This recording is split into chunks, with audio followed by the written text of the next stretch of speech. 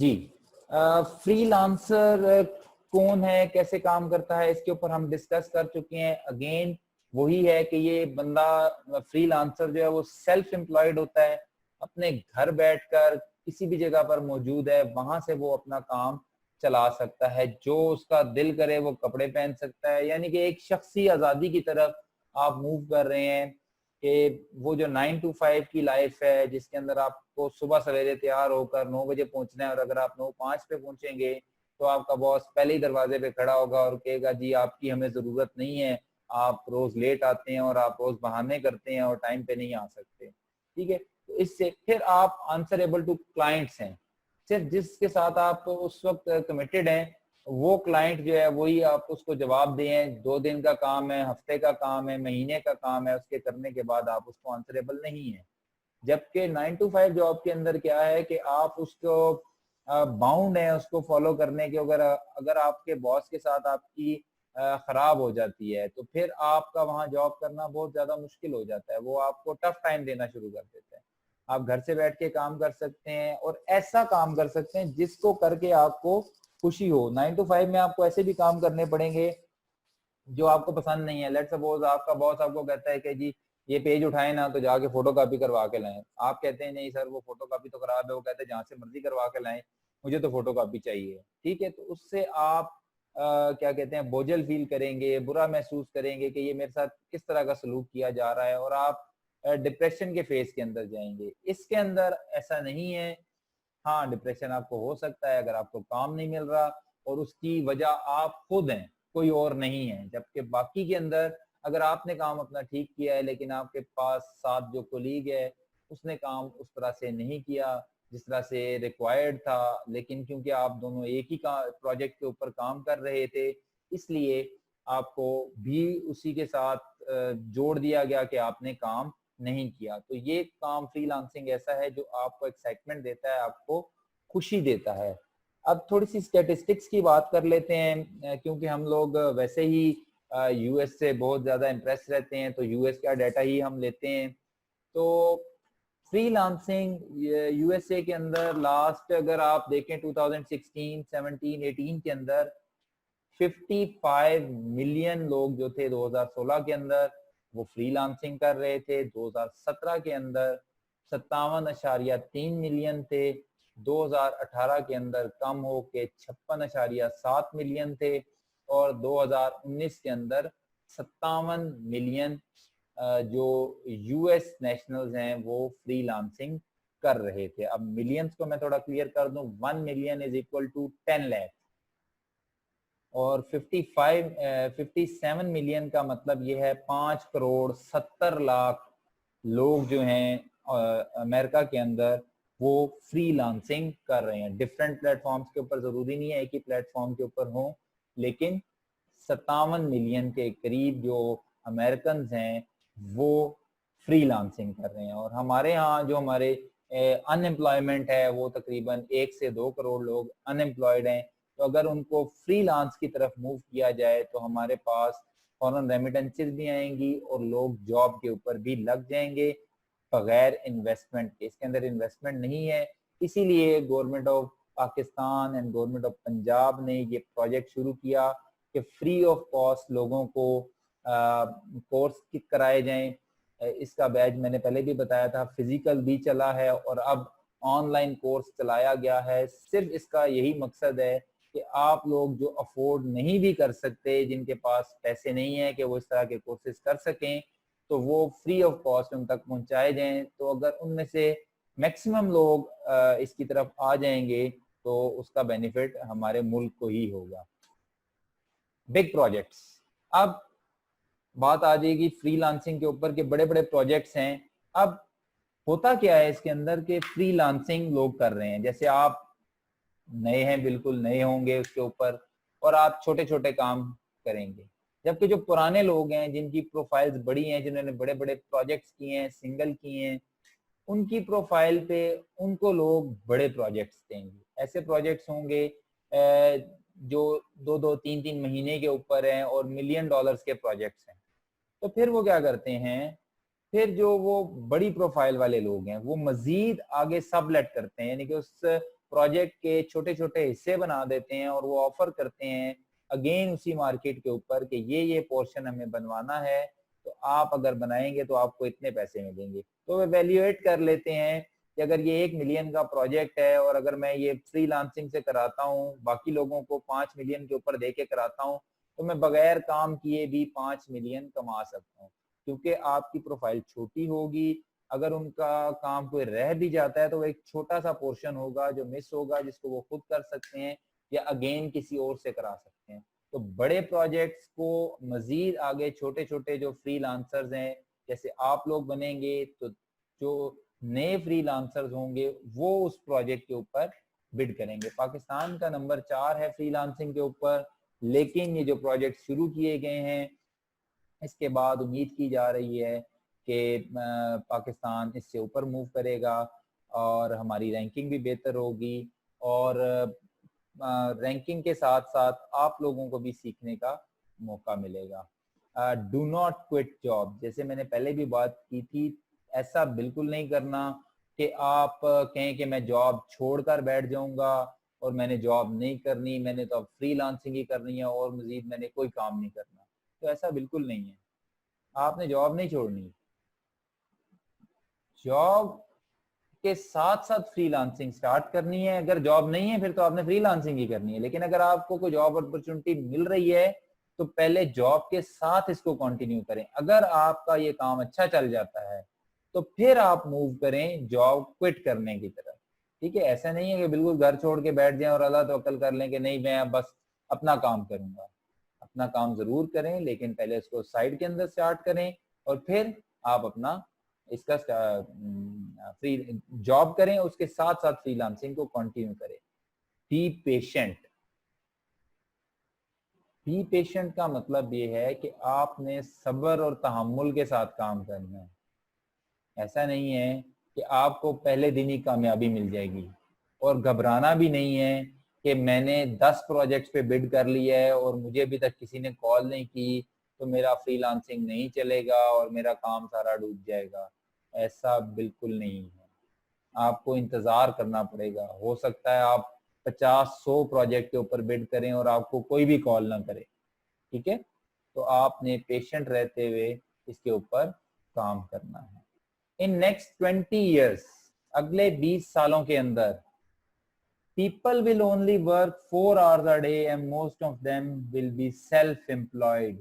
अगले आने वाले 20 सालों के अंदर लोग सिर्फ दिन में 4 घंटे काम करेंगे और ज्यादातर लोग ऐसे होंगे जो अपना काम कर रहे होंगे। 9 to 5 वाली और जॉब्स वाली खत्म हो जाएगी। ठीक है, जो इंजॉयमेंट थी कि आप एक दफा एम्प्लॉय हो गए हैं और बस फिर आप वहां लगे हुए हैं और काम कर रहे हैं, ऐसा नहीं होगा। सिर्फ आपको हायर किया जाएगा और उतने ही टाइम के लिए हायर किया जाएगा जितना काम है, और उसके बाद आपको फारिग कर दिया जाएगा।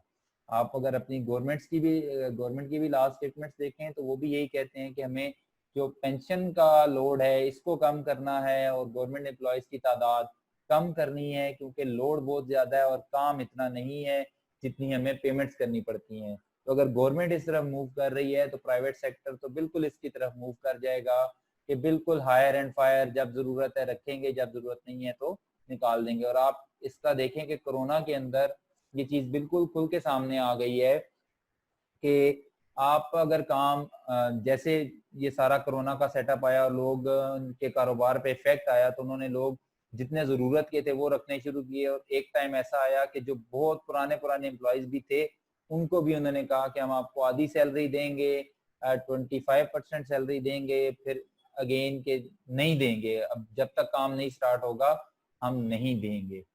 जैक मा से आगे चलने से पहले मेरा ख्याल है हमारा सेशन बिल्कुल एंड होने वाला है। 1 मिनट रह गया है, तो उसके अंदर अगर किसी का कोई क्वेश्चन है तो वो पूछ ले, फिर सेशन क्लोज होके हमें दोबारा सेशन को ज्वाइन करना पड़ेगा। कल हमने ग्राफिक डिजाइन के ऊपर बात की थी कि ग्राफिक डिजाइन के 2 पार्ट्स हैं। वर्ड जो ग्राफिक डिजाइन है इसके 2 पार्ट्स हैं, एक है ग्राफिक और एक है डिजाइन। हैंड रेज कर दे, अदरवाइज अवैस अपना माइक अनम्यूट करें। अवैस मुश्ताक, और डिजाइन के बारे में तो वालेकुम अस्सलाम जी अवैस।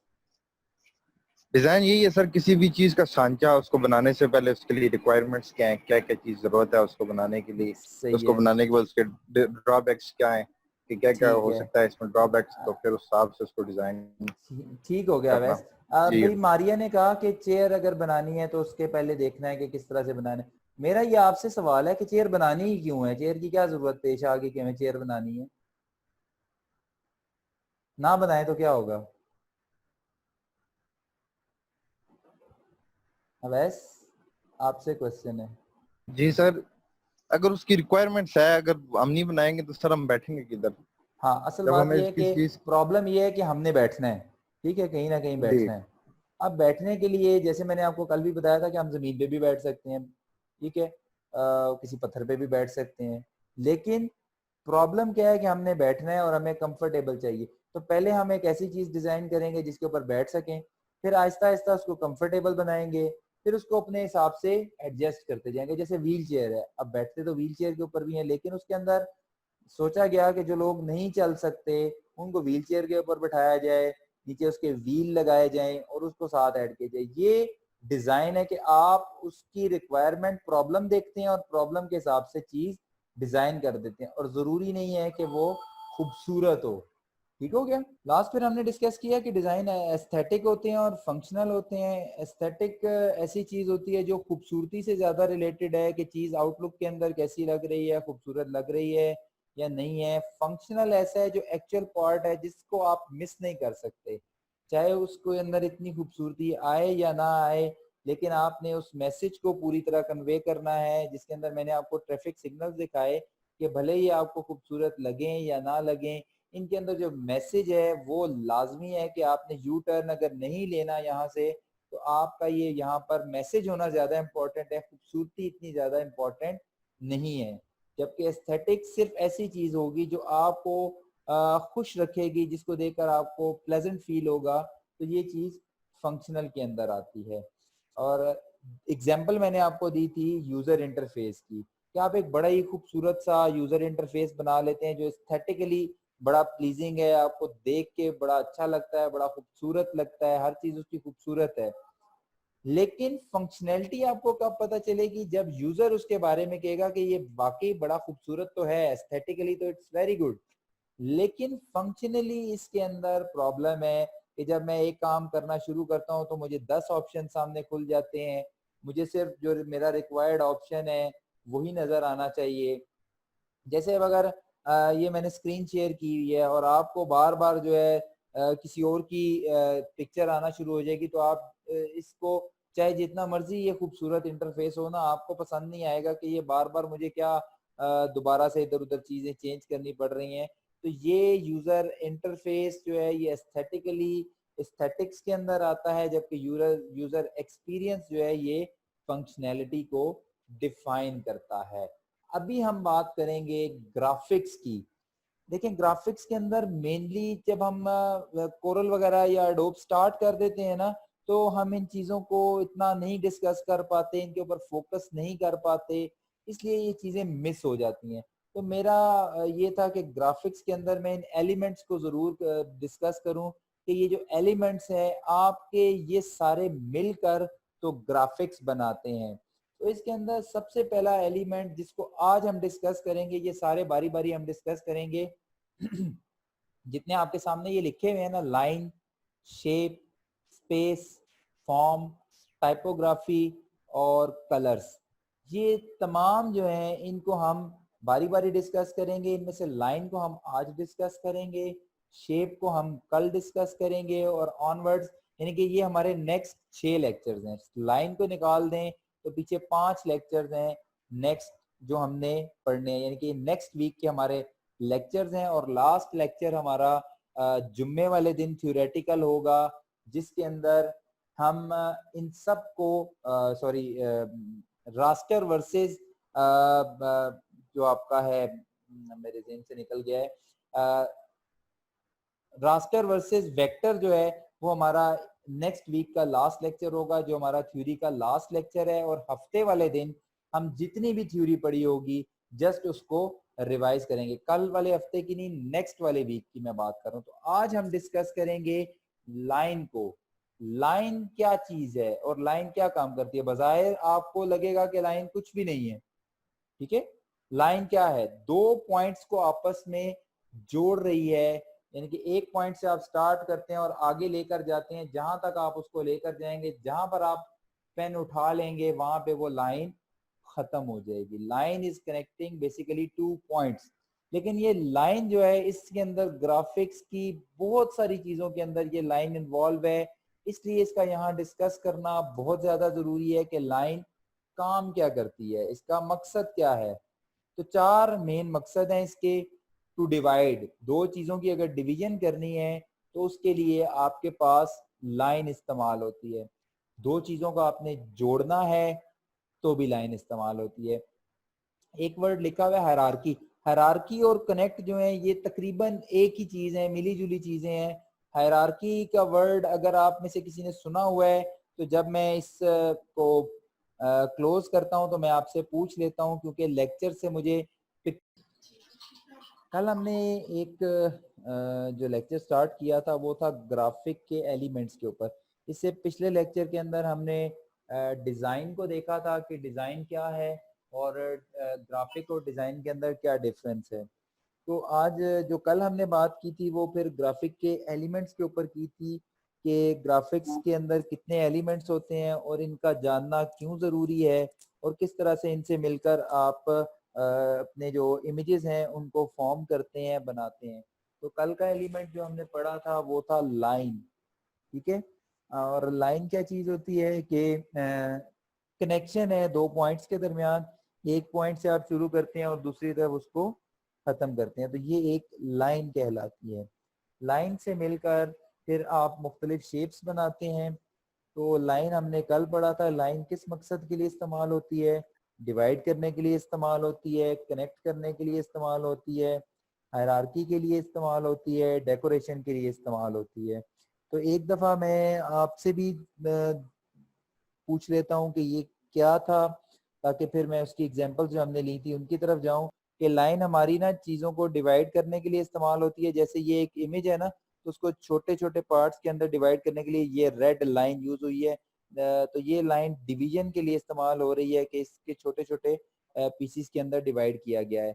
नेक्स्ट अगर आप देखें तो एक ये न्यूज़पेपर है, न्यूज़पेपर की कटिंग है, और अगर आप इसको गौर से देखें तो इसके अंदर भी ये छोटे छोटे पार्ट्स हैं। ये पोर्शन जो है ये इस लाइन के साथ डिवाइड हुआ हुआ है, ये ऊपर वाला पोर्शन इस लाइन से डिवाइड हुआ हुआ है, ठीक है। फिर अगेन ये लाइन है इधर, ये डिवाइड कर रही है। तो इस तरह डिफरेंट लाइंस जो हैं ये ड्रॉ की जाती हैं दो चीज़ों के दरमियान में डिवाइड करने के लिए। और इसकी एग्जांपल में ये एक ये हो गई, दूसरी ये, तीसरी ये। अगर आप इसको भी गौर से देखें ना तो बेसिकली ये एक लाइन है जो इसको डिवाइड कर रही है, इसके साथ ये वाली लाइन इन दोनों को डिवाइड कर रही है। तो डिवीजन पर्पस के लिए एक ग्राफिक एलिमेंट लाइन यूज किया जाता है डिवाइड करने के लिए। इसके बाद हमने एग्जांपल देखी थी हायरार्की की, ठीक है। हायरार्की क्या है, जैसे इस इमेज को मैं देखता हूँ, इस इमेज को इस इमेज को हम देख लेते हैं, ठीक है। अगर आप इस इमेज को भी गौर से देखेंगे ना तो एक टॉप के ऊपर है और आहिस्ता आहिस्ता ये चीज नीचे मूव करा रही है। ये इस यानी कि ये टॉप के ऊपर है, फिर उससे नीचे ये है, फिर यहाँ से इससे नीचे देखें आप, ये दो पार्ट्स आ रहे हैं। फिर ये देखें, अगर आप इसको फॉलो करते जाए ना तो लाइन आपको नीचे की तरफ मूव भी करा रही है। कल भी मैंने आपको एक इमेज दिखाया था, ये वाला इमेज, इसको मैं अब जूम करता हूँ। अगर आप गौर से देखेंगे ना इसको तो ये हायरार्की चल रही है।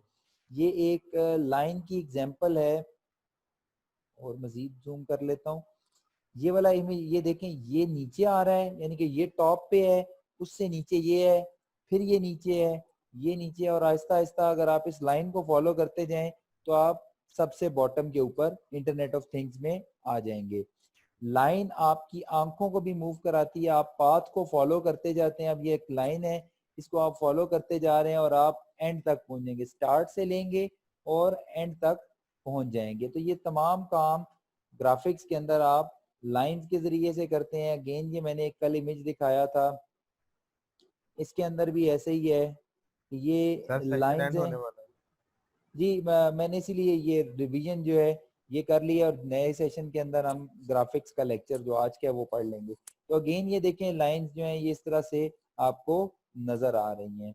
लास्ट हमने देखा था लाइंस डेकोरेशन के अंदर, तो ये अगर आप इसको देखें इस इमेज को, ये वाला इमेज, ये आपको क्लियर नजर आ रहा होगा कि ये एक लाइन लगी हुई है, फिर ये दूसरी लाइन लगी है, फिर तीसरी है, चौथी है, और इस तरह से सिर्फ लाइन के कॉम्बिनेशन के साथ ये पूरा एक इमेज ड्रॉ हुआ है। अगेन अगला इमेज अगर हम देखें, इसको मैं जूम करता हूँ, आप अगर इसके अंदर भी गौर से देखें तो ये लाइंस लगी हुई हैं, ये लाइंस हैं, ये लाइन है, ये सारी लाइंस हैं। तो लाइंस मिलकर आप डेकोरेशन भी कर सकते हैं, आप हायरार्किकल स्ट्रक्चर भी बना सकते हैं, आप दो चीज़ों को आपस में कनेक्ट भी कर सकते हैं और इसको अपने इमेज को डिवाइड भी कर सकते हैं। ये हमारा लास्ट लेक्चर था। अगर इसके अंदर से कोई क्वेश्चन है तो जल्दी से कर लें क्योंकि हमारा लास्ट मिनट चल रहा है सेशन एंड होने में।